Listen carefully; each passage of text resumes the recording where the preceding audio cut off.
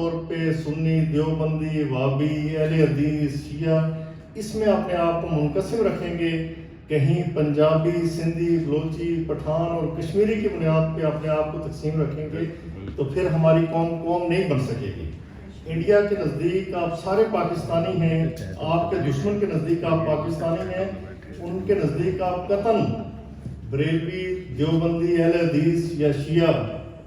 وہ قطعاً یہ نہیں خیال کرتا کہ میری یہ جو گولی ہے یا میرا یہ جو بم ہے یا میرا یہ بارود کا گولا یہ سنی کو جا کے لگے گا یا دیوبندی کو جا کے لگے گا، اس کے نزدیک ٹارگٹ آپ سارے لوگ ہیں، مسلمان اور پاکستانی ہیں۔ اسی طرح سیاسی بنیادوں پہ بھی وہ قطعاً آپ کا دشمن یہ نہیں چاہے گا کہ یہ جو میں نے بم بنایا ہے یہ پی ٹی آئی کے لیے ہے، مسلم لیگ کے لیے ہے، پیپلز پارٹی کے لیے ہے، وہ پاکستانی کے لیے ہے۔ لہٰذا ہمیں بھی پاکستانی بننا چاہیے جو اس وقت کی ضرورت ہے۔ میں محترمہ رضیہ چودھری صاحبہ، مجھے ہر وقت میں فیس بک پہ دیکھتا رہتا ہوں، she always remains active in respect of social activities, political activities and religious activities as well. یعنی کہیں نعتیہ مشاعرہ ہے، کہیں پہ یہ ہمارا جو مشاعرہ جس کی صدارت ابھی محمود پاشا صاحب نے کی، اور کہیں پہ کوئی اور کسی سوشل ایکٹیویٹی میں انوالو ہوتی ہیں، کہیں سیاسی سرگرمیوں میں انوالو ہوتی ہیں، اپنے مہمانوں کو جو پاکستان سے تشریف لاتے ہیں انہیں ویلکم کہہ رہی ہوتی ہیں، تو ایک خاتون ہو کے اتنی ساری سرگرمیوں میں وہ مشغول ہوتی ہیں، تو یہ بھی ہمارے لیے یقیناً نظیر ہے، اور میں انہیں مبارکباد پیش کرتا ہوں کہ یہ لوگ اصل پاکستانی ہیں جو آپ کو اکٹھے کرتے ہیں، مجھے اکٹھے کرتے ہیں، ہمیں ایکسچینج آف ویوز کا موقع ملتا ہے، اپنی بات دوسرے کو تک پہنچانے کا موقع ملتا ہے۔ مجھے بہت خوشی ہوئی کہ ہمارے کونسل جنرل یہاں پہ موجود ہیں طارق وزیر صاحب، جس طرح سے یہ لوگوں کو فیسیلیٹیٹ کرتے ہیں، یعنی ہمارے بعض لوگوں کو شکایات آتی ہیں جی کہ ہمارا جو سفارت خانہ ہے ہمارے شہریوں کی اس طرح سے مدد نہیں کرتا یا انہیں فیسیلیٹیٹ نہیں کرتا، لیکن مجھے بہت خوشی ہوئی، یہی ہماری ضرورت ہے یہاں پہ، یہ کیونکہ ہمارے سفیر ہیں، یہ ایمبیسڈر ہیں، یہ چاول دیگ کا وہ چاول ہے کہ جسے دیکھ کے جسے اٹھا کے پوری دیگ کا پتہ چلتا ہے کہ پاکستانی قوم کیا ہے۔ مجھے ان سے مل کے خوشی ہوئی اور ان کے بارے میں سن کے بہت خوشی ہوئی۔ اللہ کرے کہ مزید اپنی صلاحیتوں سے آپ لوگوں کو زیادہ سے زیادہ یہ مستفید کر سکیں اور پاکستان کو فائدہ پہنچا سکیں۔ میں صابر رضا صاحب نے بات کی کہ سچ بولنے کے حوالے سے میں نہیں دعویٰ کرتا کہ بہت سچ بولنے والا انسان ہوں، لیکن میں ڈپٹی اٹارنی جنرل رہا سپٹمبر 2013 میں۔ I was appointed as the Deputy Attorney General for Pakistan and I remained and I served as the longest Deputy Attorney General for Pakistan till 3rd of April 2022۔ میں نے 3 April کو میں resign کیا جب deputy speaker ہیں national assembly کے Qasim sorry صاحب، تو انہوں نے ایک رولنگ دی تھی میرے نزدیک اس وقت، اور بعد میں سپریم کورٹ نے اس کی تصدیق کی، وہ انکانسٹیٹیوشنل تھی۔ انہوں نے کانسٹیٹیوشن کو بالکل سبورٹ کرتے ہوئے، اسے سسپینڈ کرتے ہوئے، اسے ایبروگیٹ کرتے ہوئے ایک رولنگ دی تھی احتجاجاً، میں نے وہیں پہ استعفیٰ دے دیا۔ مجھے بہت لوگوں نے کہا کہ آپ شاید جذباتی ہو گئے، کیونکہ میں نے کسی سے مشورہ، میرے گھر والوں کو حالانکہ میں گھر میں موجود تھا، سنڈے تھا اس دن اور یکم رمضان تھی، کسی سے کوئی مشورہ نہیں کیا، تو مجھ سے برداشت نہیں ہوا اور میں نہیں رہا گیا مجھ سے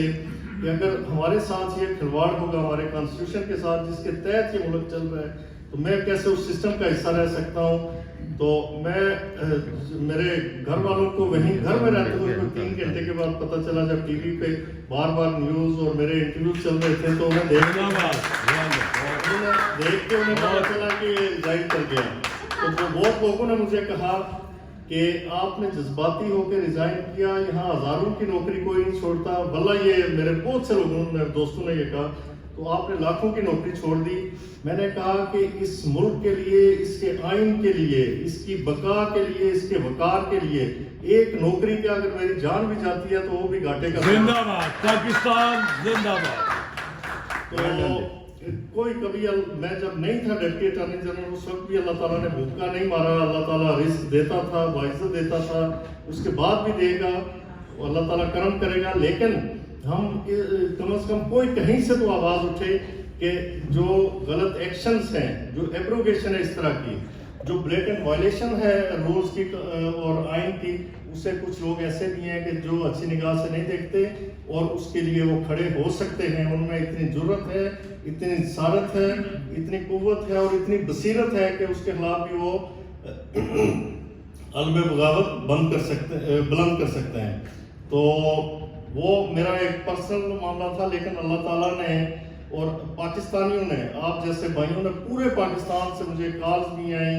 इतनी इज्जत दी कि मैं तसव्वुर नहीं कर सकता था कि मैं अगर अटॉर्नी जनरल भी होता पाकिस्तान का, जो प्रिंसिपल लॉ ऑफिसर होता है फेडरेशन ऑफ पाकिस्तान का, मैं डिप्टी था, तो शायद मुझे इतनी इज्जत ना मिलती जो मेरी उन लम्हात में किए गए फैसले की बुनियाद पे अल्लाह ताला ने दी और सारी पार्टीज ने दी। इसमें ये नहीं कि कोई पीटीआई या जो गवर्नमेंट थी उसके गवर्नमेंट के लोगों ने भी, उनके वुज़रा ने भी मुझे कहा अपने तौर पे कि आपने ये दुरुस्त फैसला किया, बेशक हमारे खिलाफ हुआ या जो इसके नताइज या इसके असरात हमारे खिलाफ बोलते हैं, वो हम पे मुरतब होते हैं, लेकिन आपके इस फैसले को हम तहसीन की निगाह से देखते हैं, हम अप्रिशिएट करते हैं कि जब रूल ऑफ लॉ नहीं है, देखें ना आप जिस मुल्क के अंदर बैठे हैं, इसकी तरक्की की वजह और कुछ नहीं सिवाय इसके कि यहाँ रूल ऑफ लॉ है, यहाँ कानून ताकत है, ताकत कानून नहीं है। हमारे मुल्क के अंदर बदकिस्मती से तरक्की करने की जो ना करने की जो बड़ी वजह है आज तक वो यही रही कि वहाँ पे ताकत कानून रहा, कानून ताकत नहीं रहा। बड़े के लिए कुछ और कानून, छोटे के लिए और कमजोर के लिए कुछ और कानून,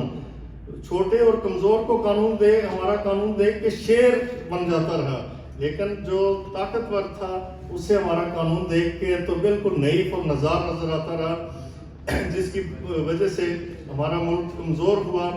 और जब तक वहाँ पे सुपरमेसी ऑफ कॉन्स्टिट्यूशन नहीं होगी, रूल ऑफ लॉ नहीं होगा, तो पाकिस्तान मुस्तहकम नहीं हो सकता। मैं अमेरिकन कॉन्स्टिट्यूशन पढ़ रहा था, जनाब कौंसल जनरल साहब, 250 साल पहला अमेरिकन कॉन्स्टिट्यूशन है, तकरीबन 1787 में ड्राफ्ट